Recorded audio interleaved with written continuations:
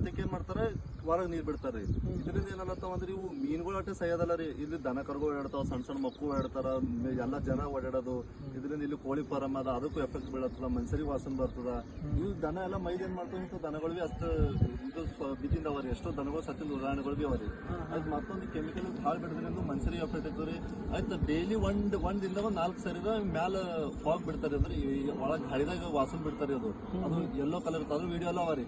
ಇದಕ್ಕೆ ಸಂಬಂಧಪಟ್ಟಿನ ಕೇಸ್ಗಳೆಲ್ಲ ಮಾಡಿದೆವು. ಖರೆ ಕಂಪ್ನಿ ಮೇಲೆ ಯಾವ್ದು ಆಕ್ಷನ್ ತಗೊಂಬಲ್ರಿ. ನಾವು ಅಲ್ಲಿ ಕೊಟ್ಟು ಬರ್ತೇವೆ ಕಂಪ್ಲೇಂಟು.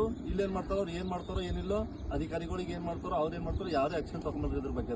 ಇದು ಟೋಟಲಿ ಏನಾಗ್ಲತ್ತ ಇದ್ರಿಂದ ಅಂತಂದ್ರೆ ಅವ್ರು ಕೆಮಿಕಲ್ ಬಿಡೋದ್ರಿಂದ ಯಾರಿಗೆ ಎಫೆಕ್ಟ್ ಆಗ್ಲತ್ತಿಲ್ರಿ, ಯಾರಿಗಾಗತ್ತೆ ನಮಗೆ ಆಗ್ಲತ್ತ ಅಷ್ಟೇ. ನಾವು ಇಲ್ಲಿ ಓಡಾಡೋ ಜನಗಳಿಗೆ ಆಗ್ಲತ್ತ, ದನ ಕರುಗಳು ಆಗ್ತಾ ಇಲ್ಲಿ ಹೊಲಗಳು ಅವರಿ. ಇಲ್ಲಿಂದ ಹೊಲಗಳಿಗೆ ಎಫೆಕ್ಟ್ ಆಯ್ತದ.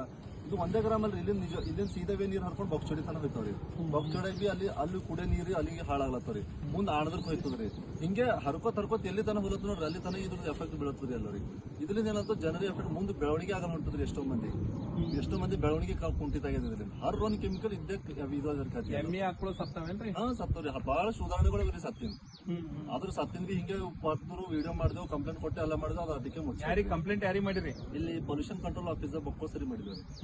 ಏನಂತಾರ ಅವ್ರೇನಂತಾರೆ, ಬರ್ತಾರ ತೋರ್ಸ್ ಅಂತಾರ, ನೋಡ್ಕೋತಾರ, ಹೋಯ್ತಾರ, ಆಯ್ತಾ ಅದ್ರ ಇದಕ್ಕೆ ಏನದ ಮುಂದೆ ನಿಮಗೆ ಹೇಳ್ತೆ ಅಂತಾರ. ಎಲ್ಲಿಂದ ಕಂಪನಿ ಇದು?